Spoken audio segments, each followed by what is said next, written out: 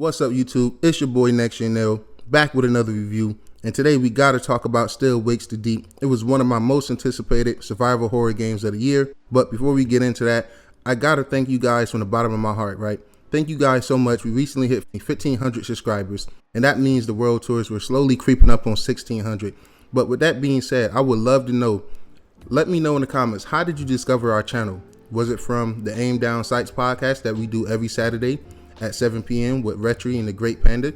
Was it because of Retri great videos he put out monthly and almost weekly about the upcoming games to Game Pass at this rate? It's so many games coming. Or was it because of one of my reviews? I would love to know. We're building a great community. Please feel free to join our Discord. But enough of the shameless plug. I just wanted to say thank you guys so much for all the support. It really means the world to us, right? But anyway, let's get into why you came here. Still Wakes the Deep is a survival horror video game developed by the Chinese Room and published by Secret Mode. It follows the story of an electrician named Cameron Kaz McLary. Yes, that's a hilarious name. Who was trapped in a damaged oil rig platform in the North Sea in 1975, having no ways to escape while being pursued by a mysterious monster under harsh weather conditions.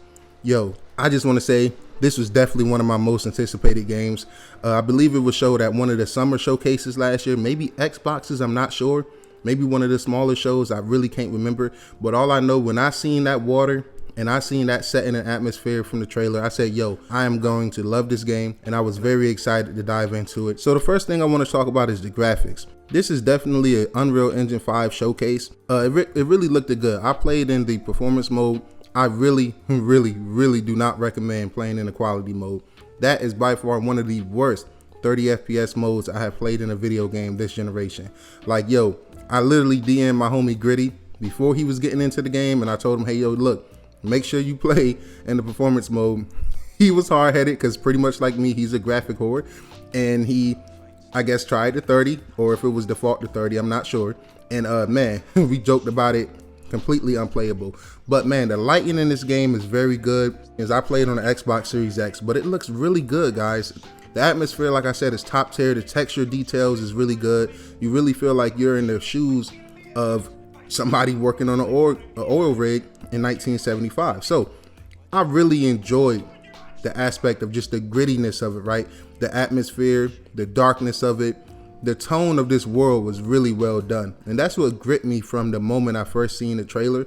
I said, yo, the atmosphere in this game is going to be real good. So if you know Next Gen Narrow, then you know I'm all about atmosphere in video games, right? The Metro trilogy, specifically the first two games, was by far some of my favorite games because of how deep and how well done the atmosphere of that world was, right? Some of my most anticipated games I'm looking forward to, like Stalker 2 coming later this year, that I will be reviewing as well, so make sure you're subscribed if you're not already. I'm really excited for that because I love atmospheric games. When you nail the atmosphere and I really feel immersed in your world, that is very well done. So kudos to Chinese Room, and I really enjoyed this game, man. Now, me personally, I tip my hat to anybody that works on an oil rig because, man, I'm extremely fascinated by the ocean, but I'm also terrified by the ocean. So, man, by no means would you ever catch me on doing that. So if you know anybody that do that job, I salute you. But anyway, the graphics looked really good, man. From the water to the details to the environments, everything. And as you get later into the game and you explore more complex locations and more color infusion towards the end of the game, you'll see what I'm talking about. I don't want to spoil, like, you know, by putting the later half clips in there, but it's very well done. Now, the creature that's chasing you in this game too is also very well done. It reminds me of The Thing, and it was actually terrifying. This game was actually scary at times, man. And I'm a survival horror fanatic, but this game definitely got my heart beating out my chest more than a couple times. Some of the chase scenes was very well done. The game was pretty much short and sweet. It didn't overstay its welcome. So I absolutely love that, yo. So that leads into what I want to talk about next, right? And that's the sound design, music, and voice acting. The sound design in this game is so freaking good. From the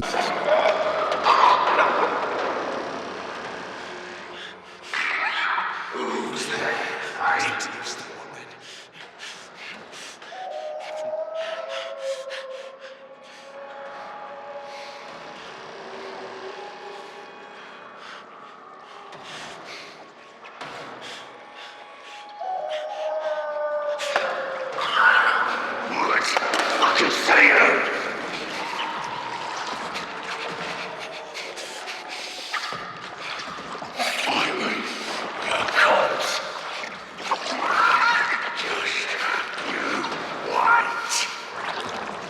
music to the random sounds of the equipment and just the creaking of the oil rig. Just, you can just hear that it needs maintenance, that it needs love and care, that it's really, pretty much falling apart. And I love that, man. The music, typical very good horror music, man.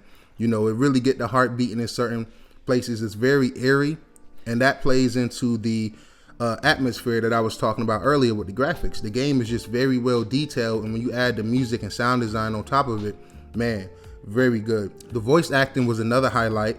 I liked it, all the accents and stuff like that, because it fits the theme, the time frame, and the overall atmosphere.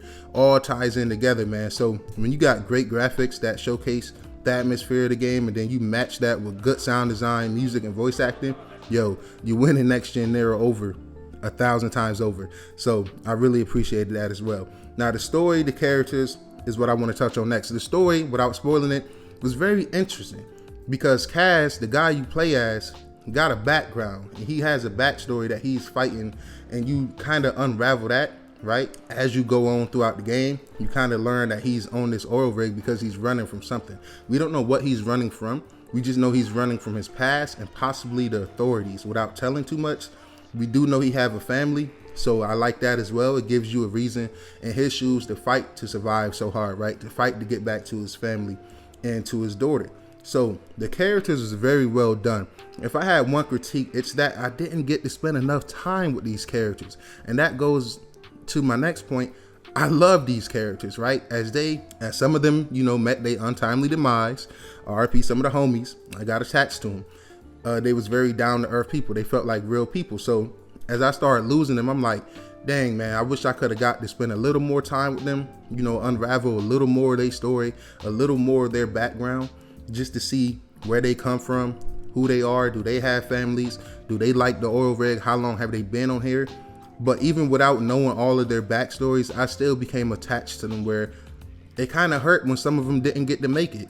You know what I'm saying? Without spoiling anything, Kaz lost a few friends in this story, and it was definitely heart touching. So when a story can do that without even knowing the background of the characters that you're losing and you still care for them, that's very well done. So the story and characters was also on point, voice acting on point, the graphics was on point. So you're probably thinking, Next Gen Nero, it sounded like a masterpiece. Where are your complaints? Well, no game is perfect. So for the last portion of the video, I want to talk about some of the problems I had, and trust me, it wasn't really a lot of problems. So I did have the game crash about once or twice, which really wasn't a problem. I loaded back in. It took me right back to the checkpoint, pretty much where I was at when the game crashed. I didn't like that. Now I will say this is kind of, an Unreal Engine 5 showcase. It ran pretty good, but like I said, that performance, not the performance, but the quality mode, guys, was very unplayable, right? It's very unplayable. I was not a big fan of it, and I feel like they almost could have just not included that and could have just left it at performance mode and optimized that even more to get the most out of that mode, right? So I didn't really have too many problems besides, what I mentioned earlier with wanting to get to know the characters a little bit more. And I will also say I had a few glitches as well. So the biggest glitch I had was at the end of the game, right? I lost one of my friends, not gonna say his or her name. And it was the glitch that removed his or her hair. So after seeing his or her hair the entire game, and the final scene, one of the final scenes when this person is dying and this person is completely bald head, it was really funny and it was really hilarious. So I didn't have too many problems. I had a few crashes, a few glitches here and there, but that's perfectly normal for a game of this size and what you're expecting. And I will say, guys, this is definitely a survival horror game. It's very eerie, it's very atmospheric, but be warned, it is pretty much a walking simulator. It has light puzzles, nothing you can't figure out. My 6-year-old nephew can figure this out, you know what I'm saying? So it's nothing too crazy on that end, but it's a short and sweet overall great package, and it's exactly what I was hoping for when I seen the trailers of this. So make sure you hit that like button, make sure you subscribe. It's been your boy Next Gen Nero. I'll catch you guys in the next one. And like I said, I really appreciate all the support. Let me know what you thought of the game. Was it too scary? Was it not for you? Do you not like walking simulators? Hey, everything is not for everyone. Feel free to voice your opinion below. It's been your boy Next Gen Nero, and I'll catch you guys in the next one. Peace.